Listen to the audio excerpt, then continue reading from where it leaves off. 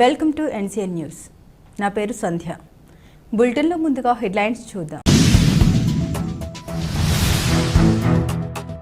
CM Swarnandhra 2040 లక్ష్యాలు నెరవేరుస్తాం. పర్యాటక శాఖ మంత్రి కందుల దుర్గేష్.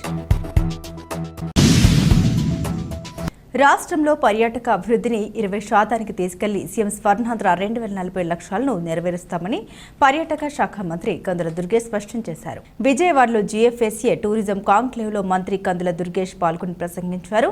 గత ప్రభుత్వ హయాంలో పర్యాటక రంగం పూర్తి నిరాధరణకు గురైందని విమర్శించారు. గత ప్రభుత్వ విషాద ఛాయలు మళ్లీ పునరావృతం కాకుండా చేస్తామని తెలిపారు. ఈ రంగంలో ఆకాశమే హద్దు, అవకాశాలు వదలొద్దు అన్న సీఎం సూచనతో ముందుకు వెళ్తున్నామని తెలిపారు. ఈ రంగం ద్వారా యువతకు మెరుగైన ఉద్యోగ అవకాశాల కల్పనకు కృషి చేస్తున్నామని తెలిపారు. ప్రైవేట్ రంగంలో పెద్ద ఎత్తున పెట్టుబడులకు అవకాశం ఉన్న రంగమన్నారు. 974 కిలోమీటర్ల పొడవైన సముద్ర తీరం పర్యాటక అభివృద్ధికి అద్భుత అవకాశమని మంత్రి కందుల దుర్గేష్ తెలిపారు. ఇవాళ ఆంధ్రప్రదేశ్ రాష్ట్రంలో ఉన్నటువంటి టూరిజం డిపార్ట్మెంట్ టూఫోల్డ్ యాక్టివిటీని టేకప్ చేస్తూ ఉంది. ఒక పక్కన support from the central government, స్వదేశీ దర్శన్ కానివ్వండి, ప్రసాద్ స్కీమ్ కానివ్వండి, సాస్కీ స్కీమ్ కానివ్వండి, సిబిడిటి స్కీమ్ కానివ్వండి, ఇవన్నీ సెంట్రల్ గవర్నమెంట్ నుంచి వచ్చేటువంటి సపోర్ట్స్ అయితే, మరో పక్కన ముఖ్యమంత్రి గారు ఇచ్చినటువంటి సూచన, ముఖ్యమంత్రి గారు తీసుకొచ్చినటువంటి ప్రత్యేకమైనటువంటి కార్యక్రమం PPP mode, public private partnership అనేటువంటి దాంతో ఈ రాష్ట్రంలో ఇప్పటి వరకు మనం చాలా అందాలు ఉన్నప్పటికీ కూడా, ఎంతో ప్రకృతి రమణీయత ఉన్నప్పటికీ కూడా దాన్ని ఇందాక సుమన్ బిల్లా గారు చెప్పినట్లుగా పూర్తిగా దాన్ని ట్యాప్ చేయలేకపోయాం. ఆ అందాల్ని ప్రపంచానికి చూపించలేకపోయినటువంటి సందర్భంలో వాటన్నిటినీ కూడా మళ్ళీ ప్రపంచానికి చూపించాలంటే కేవలం ప్రభుత్వం చేయాల్సిన పని మాత్రమే కాదు, ప్రైవేట్ రంగంలో ఎవరైతే పెట్టుబడిదారులుగా రాబోతున్నారో వారందరూ కూడా ఇందులో పార్టిసిపేట్ చేసినట్లయితే, రకరకాల విధానాల్లో మీరు పర్యాటక రంగంలో పెట్టుబడులు పెట్టినట్లయితే ఈ రాష్ట్రంలో ఉన్నటువంటి అందాలని ప్రపంచ పర్యాటకులకి చూపించేటువంటి అవకాశం జరుగుతుంది. ఈ మధ్యకాలంలో ఐటీపీ బర్లిన్ వెళ్ళినప్పుడు అక్కడ ఉన్నటువంటి యూరోపియన్స్ చెప్పిన మాట ఏంటంటే, మీరు చెప్తున్నటువంటి ఇతరత్ర యాక్టివిటీస్ అన్నీ కూడా మా దగ్గర ఉన్నాయి, వాటి గురించి మేము రావక్కర్లేదు అక్కడికి, కాకపోతే మీకు సుదీర్ఘమైనటువంటి సముద్ర తీరం ఉంది. You have got longest Coast line of 774 kilometres, 974 kilometres. దాని పొడవునా కూడా మీరు అనేక కార్యక్రమాలు చేయొచ్చు. సన్ అండ్ శాండ్ అన్నారు. వెల్నెస్ సెంటర్స్ మా దగ్గర లేవు, మీకు మాత్రమే పరిమితమైనటువంటి గొప్ప యాక్టివిటీ వెల్నెస్ సెంటర్స్ అనేటువంటి మాట చెప్పారు. ఇక్కడ మనకి అనూచానంగా మన భారతీయ సంస్కృతిలో వస్తున్నటువంటి ఆయుర్వేదం కానివ్వండి, యోగా కానివ్వండి, ఇవన్నీ ఉన్నటువంటి ఈ ప్రాంతాన్ని మీరు ఆ యాక్టివిటీస్ని డెవలప్ చేయండి, తప్పనిసరిగా మేము వస్తాం, పర్యాటకులుగా మాత్రమే కాదు పెట్టుబడిదారులుగా కూడా వస్తాం అనేటువంటి మాటని వారు చెప్పారనేటువంటి సందర్భాన్ని గుర్తు చేస్తున్నాను.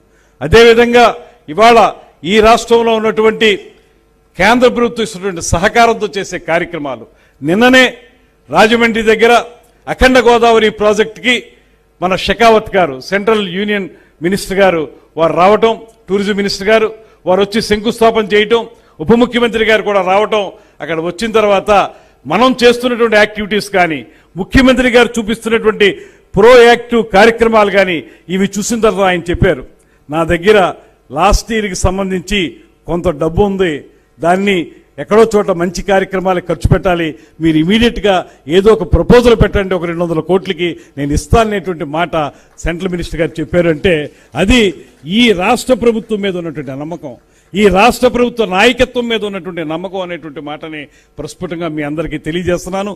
ఇవాళ మనకి ప్రత్యేకమైనటువంటి అంశంగా మీ అందరికీ నేను మనవి చేసుకునేది, ఇవాళ రాష్ట్రంలో ఉన్నటువంటి పర్యాటక రంగం ఎకో టూరిజం పాలసీని కూడా ప్రత్యేకంగా తీసుకొస్తా ఉంది. ఆంధ్రప్రదేశ్ రాష్ట్రంలో మీ అందరికీ తెలుసు, ఒక పక్కన సముద్ర తీరం, మరో పక్కన అద్భుతమైనటువంటి అటవీ సంపద ఉన్నటువంటి ప్రాంతం. ఈ ప్రాంతంలో ఎకో టూరిజంని డెవలప్ చేయాలనేటువంటి ఆలోచనతో ముఖ్యమంత్రి గారు కానీ, ఉప ముఖ్యమంత్రి గారు కానీ చేస్తున్నటువంటి ప్రయత్నం ఖచ్చితంగా మీ అందరికీ అనేక అవకాశాలను ఇస్తుందనేటువంటి విషయాన్ని తెలియజేస్తూ, ఇవాళ ఒక 6 స్తంభాల మీద పర్యాటక రంగం నిలబడి ఉంది ఆంధ్రప్రదేశ్లో. మీ అందరికీ తెలుసు 6 పిల్లర్స్. ఒకటి బ్రాండింగ్ అండ్ మార్కెటింగ్, రెండవది ప్రొడక్ట్ అండ్ ప్రాజెక్ట్స్, ఇవన్నీ కూడా మీరు చూస్తూనే ఉన్నారు. అదేవిధంగా ఇన్వెస్ట్మెంట్స్ అండ్ పార్ట్నర్షిప్, ఇక్కడ కూడా ఇన్వెస్ట్మెంట్ అనేటప్పటికీ ప్రైవేట్ పార్ట్నర్షిప్ని ఏ రకంగా ఇన్వైట్ చేస్తున్నాం, ఏ రకంగా ప్రైవేట్ పార్ట్నర్స్ వస్తే వాళ్ళకి సింగిల్ విండో ద్వారా వారికి అన్ని సదుపాయాలు సమకూరుస్తున్నాం, దాంతోపాటు క్యాపిటల్ ఇన్సెంటివ్స్ ఏ రకంగా ఇస్తున్నాం, ఇటువంటి అంశాలను కూడా మీరు అందరూ దృష్టిలో పెట్టుకోవాలి. దాంతోపాటు tech and development, tech enhancement. ఇవాళ సాక్షాత్తు ప్రధానమంత్రి గారు చెప్పారు, ఈ దేశంలో టెక్నాలజికల్ అడ్వాన్స్మెంట్కి ఆద్యులు శ్రీ చంద్రబాబు నాయుడు గారు అనేటువంటి మాట సాక్షాత్తు ప్రధానమంత్రి గారు చెప్పారు. రాష్ట్రంలో ఏ రాష్ట్ర ముఖ్యమంత్రి మాట్లాడక ముందే ఆర్టిఫిషియల్ ఇంటెలిజెన్స్ గురించి కానీ, డీప్ టెక్ గురించి కానీ, క్వాంటమ్ కంప్యూటింగ్ గురించి కానీ మాట్లాడినటువంటి మొట్టమొదటి ముఖ్యమంత్రి చంద్రబాబు నాయుడు గారు అనేటువంటి మాటను కూడా ఈ సందర్భంగా మనవి చేస్తున్నాను. ఈ పర్యాటక రంగంలో ఆ క్వాంటమ్ టెక్నాలజీని తీసుకురావటం కానీ, లేకపోతే ఈ ఏఐ టెక్నాలజీని తీసుకురావటం కానీ, వీటి ద్వారా మనం టెక్నాలజికల్ అడ్వాన్స్మెంట్ జరగచ్చు అనేటువంటి విధానాన్ని కూడా ఒక పిల్లర్గా మనం ఉపయోగించుకుంటున్నాం అనేటువంటి మాటని మీ అందరికీ మనవి చేస్తూ, అదేవిధంగా మీకు ప్రత్యేకంగా చెప్పేది క్రియేటివ్ ఎకానమీ. ఇవాళ సృజనాత్మకతకి మనం ఎక్కువ పెద్దపీట వేస్తా ఉన్నాం. ఆ సృజనాత్మకతతోటి ఎకానమీని డెవలప్ చేయొచ్చు. కేవలం డబ్బు ఉండాలనేటువంటి మాట కాదు ముఖ్యమంత్రి గారు చెప్పే మాట. పదే పదే ఒకటే, డబ్బు ఉండాలి, డబ్బు కావాలనేటువంటి మాట కాదు, మీ క్రియేటివిటీని ఉపయోగించండి.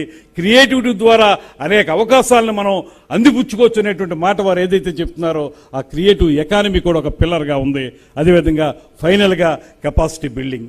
ఈ కెపాసిటీ బిల్డింగ్ విషయంలో కూడా ఎవరైతే ఈ రంగంలో ఉన్నటువంటి వారు ఉన్నారో వారికి కొత్త కొత్త విధానాల పట్ల, కొత్త సాంకేతిక విప్లవం పట్ల వారికి సరైనటువంటి అవగాహన కల్పించి వారిలో ఆ కెపాసిటీస్ని బిల్డ్ చేస్తే 100% సంపూర్ణమైనటువంటి విప్లవాత్మకమైనటువంటి మార్పు రావడానికి అవకాశం దొరుకుతున్నటువంటి మాటను కూడా వారు చెప్తున్నటువంటి సందర్భంలో ఇవాళ వాటన్నిటినీ ప్రోధి చేసుకుని నిన్న జరిగినటువంటి ఈ మొట్టమొదటి రోజు ప్యానల్ డిస్కషన్స్లో మీరందరూ కూడా అనేక రకాలైనటువంటి అద్భుతమైనటువంటి సలహాలని, సూచనలు ఇచ్చారు.